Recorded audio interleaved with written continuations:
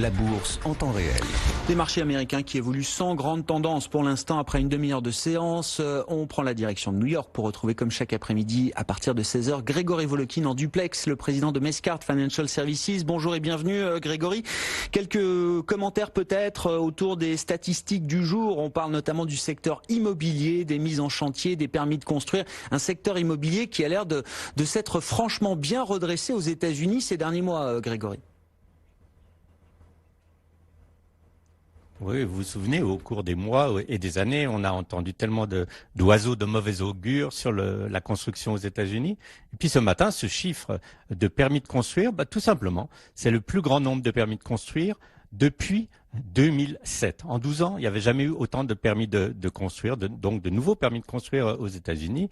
Et les mises en chantier suivent, sont aussi bien plus élevées que prévu. Donc, pourquoi l'immobilier va si bien? C'est pas si compliqué.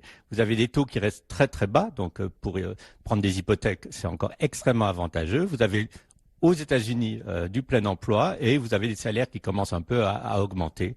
Il n'en faut pas plus donc pour stimuler ce marché de l'immobilier. Et attention, c'est quand même une part importante du produit national brut aux États-Unis. Si ça commence à augmenter l'année prochaine, on pourra revoir déjà pas mal de prévisions à la hausse justement sur le GDP.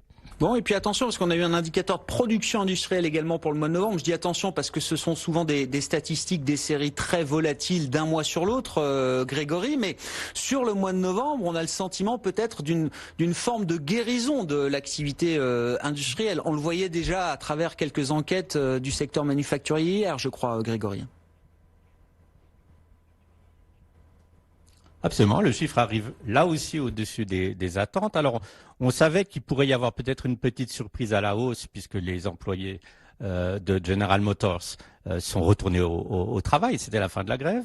Mais même si on fait abstraction de ça, on arrive encore à des chiffres avec une croissance de la production industrielle, donc ça c'est excellent. Et puis l'autre chose, ce qu'on appelle l'utilisation des instruments de production, en hausse, eux aussi. Donc ça veut dire quoi? Ça veut dire que les capacités de production sont utilisées de plus en plus. Donc ça veut dire que la demande, même dans l'industrie, augmente. Alors vraiment, ça donne l'impression, ces statistiques, il faut jamais juger l'économie sur un mois, mais ce mois de novembre où il n'y avait pas encore des bonnes nouvelles au niveau de la guerre commerciale, hein, on était dans l'attente peut-être de décisions qu'on a eues, il n'y avait pas de nouvelles au niveau de la guerre commerciale, mais il y avait quand même un secteur industriel qui s'est stabilisé et qui repartait déjà. Donc, voyons ce que ça va donner sur les prochains mois. Mais en tout cas, c'est une bonne augure pour l'année prochaine. À propos d'industrie, Grégory, est-ce que le marché a pris la mesure de